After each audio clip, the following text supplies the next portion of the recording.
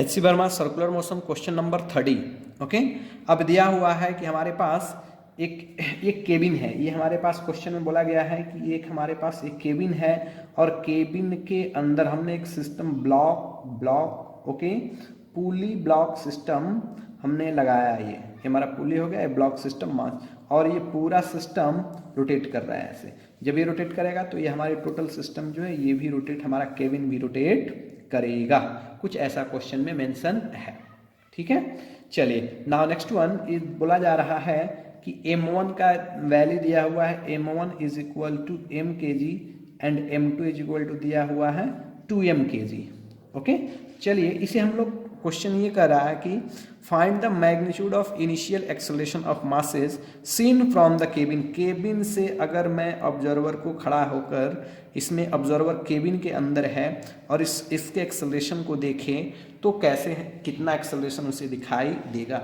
अगर मैं देख रहा हूँ इसे हम लोग सॉल्व करेंगे नॉन इनर्शियल फ्रेम के रेस्पेक्ट में। ओके, हम लोग कैसे सॉल्व करेंगे इसे नॉन इनर्शियल फ्रेम के रेस्पेक्ट में मानकर, बिकॉज ऑब्जर्वर खुद क्या कर रहा है, रोटेट कर रहा है। ऑब्जर्वर जब खुद रोटेट करेगा तो इसे हम लोग नॉन इनर्शियल फ्रेम मानकर सॉल्व कर सकते हैं। Okay, from non okay considering non inertial frame, considering non inertial frame. चलो नॉन इनर्शियल फ्रेम कंसीडर किया और हमने मान लिया ओके कि ये ब्लॉक m2 kg का इस डायरेक्शन में एक्सेलरेट किया किसी भी इंस्टेंट में, और ये ब्लॉक इस डायरेक्शन में एक्सेलरेट किया। ओके, इधर ये एक्सेलरेट किया और ये डायरेक्शन में इधर एक्सेलरेट किया ये।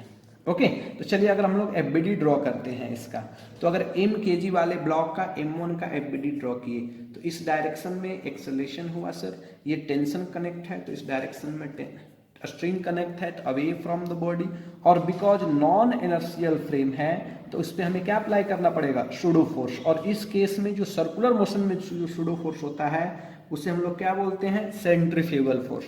तो सर सेंट्रीपिटल फोर्स हमेशा अंदर की ओर लगता है, सेंट्रीफ्यूगल फोर्स किधर लगता है, बाहर की ओर। तो बाहर की ओर इस पर अगर अप्लाई करेंगे तो लिख लूंगा मैं m ओमेगा स्क्वायर r। एक हमारा फर्स्ट m1 का हो गया, ये m kg का एफबीडी।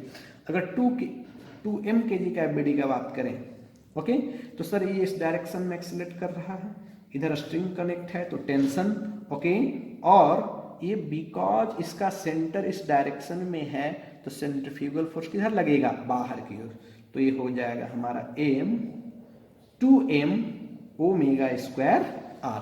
ये दोनों इक्वेशन हमें ब्लॉक के एफबीडी मिल गए और इसी दोनों इक्वेशन को जब हम लोग सॉल्व करेंगे ओके, चलिए इस इक्वेशन को हम लोग सॉल्व करते हैं तो हम लोग लिख सकते हैं यहाँ पे t माइनस, इस डायरेक्शन में ऑब्जेक्ट मूव कर रहा है तो ये फोर्स पॉजिटिव होगा और ये negative, t minus m omega square r is equal to ma। This is the first equation. Now for second block, इसके लिए इस डायरेक्शन में मूव कर रहा है तो ये फोर्स पॉजिटिव होंगे, ये फोर्स नेगेटिव होंगे, तो मैं लिख सकता हूँ 2m omega square r minus t is equal to 2m into a। ये हमारा कौन सा इक्वेशन, सेकेंड। जब इसी दोनों इक्वेशन को ऐड करते हैं तो ये कैंसिल हो गया और ये सॉल्व होके कितना आ गया, m omega square r is equal to 3m into a।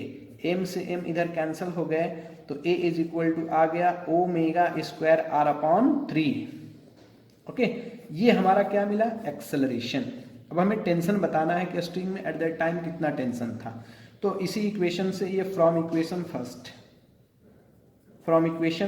t is equal to मैं लिख सकता हूँ ma plus m omega square r।